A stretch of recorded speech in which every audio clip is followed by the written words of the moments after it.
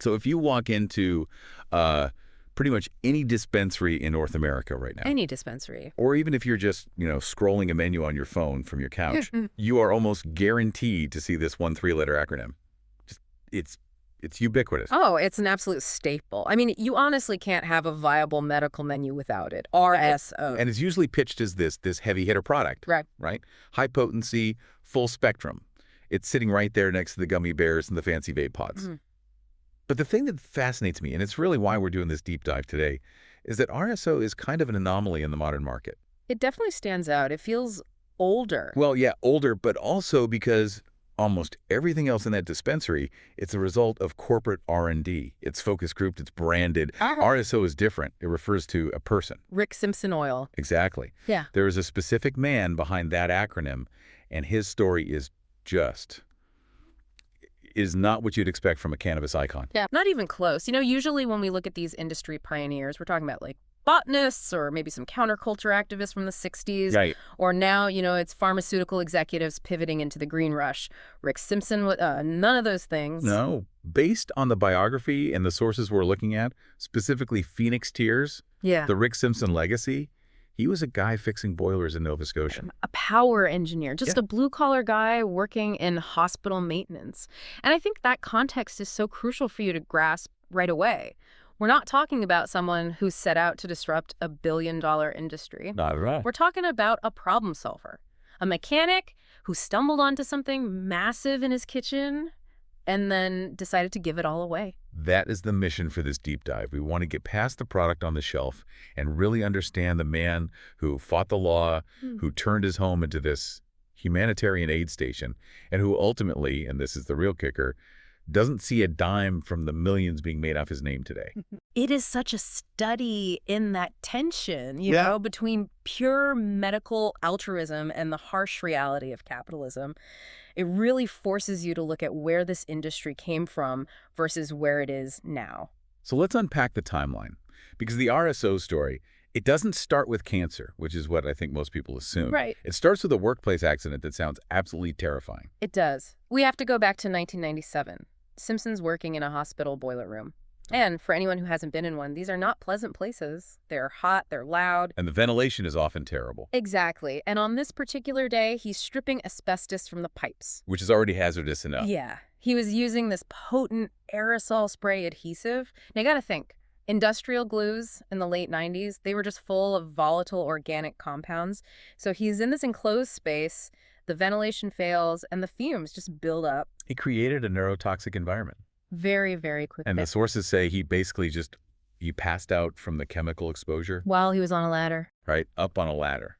The fumes hit him, he loses consciousness, and just goes down. He strikes his head on the steel structure of the boiler on the way to the concrete floor. That's a catastrophic injury. And when he wakes up, after somehow managing to crawl for help, he's not just dealing with a bump on his head, he's left with this whole constellation of symptoms that just will not quit. Post-concussion syndrome is the broad term for it. But specifically, he was dealing with severe vertigo and tinnitus. That ringing in the ears. Constant. Imagine a high-pitched whine that never, ever stops, 24 hours a day. I mean, it is enough to drive anyone to the absolute brink. And this is the part of the story that I think resonates with so many people who end up exploring alternative medicine. Yeah. He did what you're supposed to do. He went to the doctors. He trusted the system. And the system completely failed him. The pharmaceuticals they gave him just made him feel groggy, disconnected, zombified, I think was his word. Yep. But they didn't stop the ringing. They didn't fix the dizziness. He just felt like he was losing his mind. And because Simpson had that engineer's brain, that mechanic's mindset. Yeah, that if it's broken, there's a way to fix it mindset, he started looking for alternatives. And this leads him to his first experiment in, 1999? He remembers hearing a radio report or study years before, back in '75, that suggested THC had some kind of protective potential. It was a pretty vague lead, but it was all he had, so he pulled on that thread. He managed to source some cannabis, but he didn't want to smoke it. He reasoned that the smoke wasn't the medicine. The oil was. The oil was. So he basically washed the plant material with a solvent to strip off all the cannabinoids, and then he just boiled off the solvent. Leaving behind that thick, dark, almost molasses-like sludge, the prototype for RSO. Exactly. And the effect on his head injury symptoms was apparently immediate. The ringing dampened, the vertigo settled down. For the first time in 2 years, he had some clarity. So, okay, step one of the legend is complete. He heals himself. But the story really shifts gears and becomes the Phoenix Tears story in 2003. This is the big escalation. Simpson notices 3 bumps on his face, one near his nose, another on his cheek. He goes to the doctor, they do a biopsy, and the news is bad. Basal cell carcinoma. Skin cancer. And this is where we have to be really, really precise with our language, because what Simpson claims here is, well, it's pretty controversial in the medical community. It is. So Simpson decides he's going to treat the cancer topically. He applies his homemade oil directly onto the lesions and covers them with bandages, and he just leaves them there. For how long? 4 days. When he peels the bandages off, the skin is just pink and healthy. The cancer, according to Rick Simpson, is gone. And that's the Phoenix Tears moment. He saw it as a kind of resurrection. Correct. Now, for you listening, we really need to contextualize this. Simpson uses the word cure. Medical science is much more cautious. You know, we talk about remission, we talk about apoptosis, which is programmed cell death, but doctors do not throw the C word around lightly. But for Rick Simpson, his personal experiment was conclusive. He believed he had found the answer. Which kicks off what I call the Robin Hood phase. Because a normal person, realizing they might have a cancer treatment in their hand, probably calls a patent lawyer. Or they look for venture capital. Right. Simpson went to the hardware store. And bought rice cookers. Literal rice cookers. Yeah, literal rice cookers. He just scaled up production in his home. You have to appreciate how wild this was. This is 2004. Cannabis is highly illegal in Canada. And he's bringing in pounds of plant material. Which smells. You cannot hide that smell. No way. And he's soaking it in solvents. The original recipe used naphtha, which is basically paint thinner. Wow. Yeah. Today, most legal producers use, like, food-grade ethanol or CO2. But he's boiling all this down in his kitchen or in his backyard. Can we touch on his indica versus sativa rule? Because he was super dogmatic about the source material. He wasn't just using any old plant he could find. Oh, he was incredibly strict about that. He believed that for healing, especially for something like cancer or severe pain, you needed heavy indica strains. He argued that sativa strains, which are, you know, more cerebral and energetic, Could make people anxious. right, they could stimulate the patient too much. He wanted them asleep. His whole philosophy was that the body does its real healing when it's in a deep state of rest. He wanted them on the couch. Exactly. He was looking for strains high in myrcene, those sedative terpenes that give you that couch lock feeling. He felt if a patient was running around with a high heart rate from a sativa, all that healing energy was just being wasted. So what was the business model? This is the part that seems impossible to me in 2024. The business model was non-existent. What do you mean? He gave it away. All of it. For free. I mean, that's the part that's just so hard to wrap your head around. He wasn't even, like, selling it out the back door just to cover his costs. Nope. If you were sick and you could get to his house in Nova Scotia, he would give you the oil and the instructions on how to use it. He treated hundreds and hundreds of people. He launched a website, phoenixtears.ca, not to sell a product. But to publish the recipe? Exactly. Open source medicine. He felt it was a moral imperative. His whole attitude was just, here is how you save yourself. I am not going to gatekeep this knowledge. But you can't run a pharmaceutical manufacturing plant in your kitchen without the authorities noticing. Yeah. Especially not in 2005. Oh, yeah. The Royal Canadian Mounted Police, the RCMP, they were obviously watching. They didn't see a humanitarian. They saw a large-scale drug cultivation and manufacturing operation. And when they finally raided him, it wasn't for a couple of plants in a closet, was it? No, the 2005 raid was massive. They seized over 1,600 plants. 1,600? Okay, I mean, that is a small forest. I can see why the police didn't exactly buy the personal use argument. It all led to this really high-profile trial in 2007. And this trial is just, it's heartbreaking, really, because Simpson's entire defense strategy was what's called the necessity defense. Let's unpack that. What is the necessity defense? It's a legal argument where you, the defendant, admit to breaking the law, but you claim you had to do it to prevent a greater evil, in this case, suffering and death.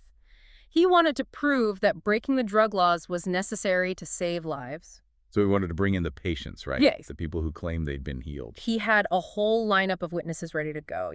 I had cancer, I took this oil, and now I'm alive. That was the absolute core of his defense. And the judge blocked it. Blocked all of it. Yep. Ruled it irrelevant. The court basically said, This case is about cultivation and trafficking, not about medical efficacy. So the jury never heard a single one of those testimonials. That feels like such a miscarriage of justice. It just strips all the context away from his actions. It's like arresting a fireman for breaking a window and then refusing to let him say the building was on fire. That's a perfect analogy. And so, inevitably, without that context, he was found guilty. But, and here's the twist, the judge wasn't blind. During the sentencing, the judge explicitly acknowledged that there was no criminal intent to profit. He recognized Simpson's humanitarian intent. So he didn't get, like, 20 years in prison. He got a $2,000 fine, no jail time. Wow. For 1,600 plants, that is a slap on the wrist. That's the judge basically saying, the law says you're guilty, but I know what you were trying to do. It was a moral victory, maybe, but it destroyed his life in Canada. The harassment continued, his resources were gone. By 2013, he was essentially forced into exile. He moved to Europe and eventually settled in Croatia. Let's pivot to the product itself for a minute, because when you buy RSO today, I want people to understand what they're actually holding.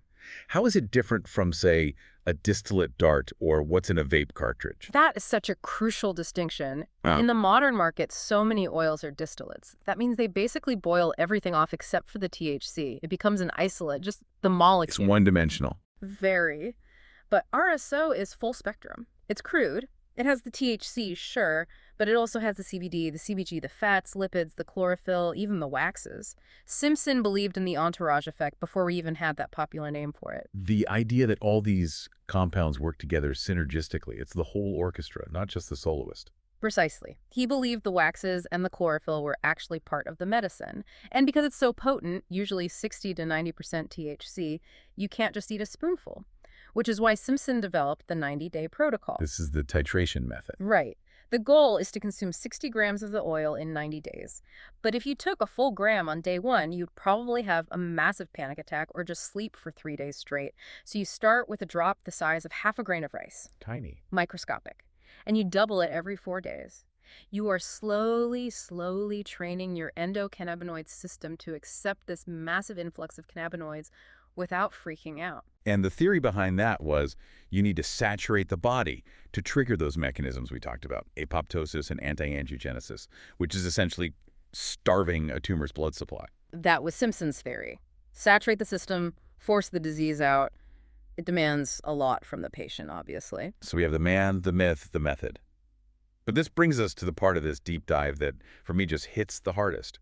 The current reality. The commercial disconnect. RSO is a generic term now. It's like Kleenex or aspirin. You have companies making millions and millions of dollars selling these little syringes of black oil labeled RSO. And Rick Simpson makes zero.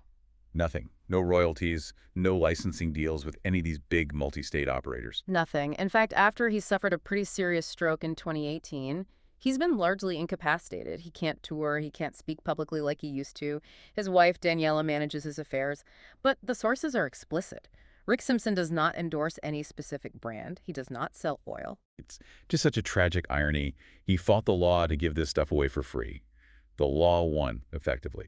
Then the laws changed. Corporations moved in, took his recipe, took his name, and just left him behind. It's even worse than that. Some companies actually use his name and his face on their packaging without any permission, so consumers buy it thinking they're supporting him.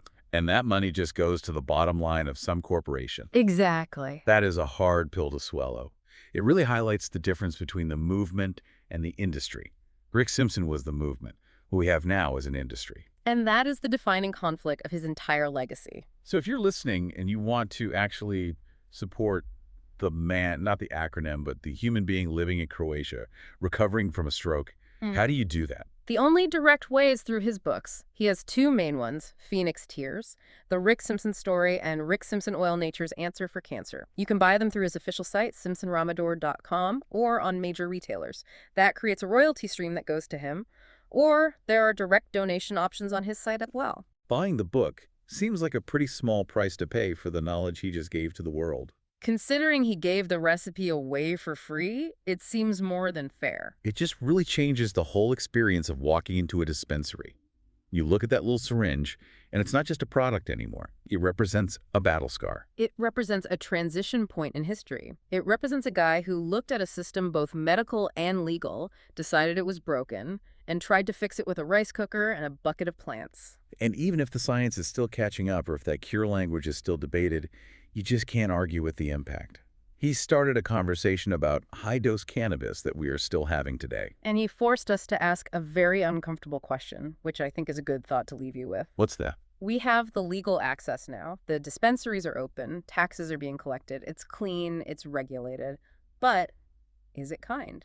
Have we lost that humanitarian intent that the judge recognized all the way back in 2007? Exactly. In this big rush to patent and to profit, have we forgotten that this all started as a neighbor just trying to help a neighbor? That is something to chew on. Next time you see those 3 letters, remember the guy from the boiler room. And maybe check out the book. Absolutely. That's it for this deep dive into the Rick Simpson legacy. Thanks for listening, and we'll catch you on the next one. Stay curious.